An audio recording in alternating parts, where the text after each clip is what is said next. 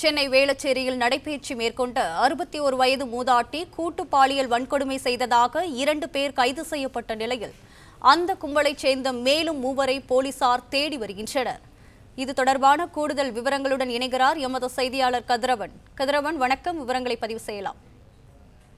சென்னை வேளச்சேரி 100 அடி சாலையில 61 வயது மூதாட்டி ஒருவர் ரத்த காயங்களோடு அங்கு இருந்திருக்கிறார். பொதுமக்கள் அவரை மீட்டு கைலாப்பேட்டை அரசு மருத்துவமனைக்கு சிகிச்சைக்காக சேர்த்திருக்கிறார்கள். அங்கு பரிசோதனை செய்த மருத்துவர்கள் அவர் பாலியல் வன்கொடுமை செய்யப்பட்டிருப்பதாக காவல்துறைக்கு தகவல் தெரிவித்திருக்கிறார்கள். அதன் அடிப்படையில் வேளச்சேரி போலீசார் விசாரணை மேற்கொண்டு வடமாநில நபர் உட்பட 2 பேரை பிடித்து விசாரணை மேற்கொண்டு வருகிறார்கள். குறிப்பாக பிரியாணி கடை ஒன்றில் வேலை செய்து வரக்கூடிய அவர் அதிகாலை 3 மணி அளவில் ரேபிட் மூலமாக இருசக்கர வாகனத்தில் 100 அடி சாலையில் டீ குடிக்க சென்றிருப்பதாகவும், அப்போது அவரை பின்தொடர்ந்து வந்த 2 நபர்கள் அவரை அருகே இருக்கக்கூடிய மறைவான இடத்துக்கு எடுத்து சென்று பாலியல் வன்கொடுமை செய்திருப்பதாக தகவலானது கிடைக்கப்பட்டிருக்கிறது. வேளச்சேரி போலீசார் தொடர்ந்து விசாரணை மேற்கொண்டு வருகிறார்கள்.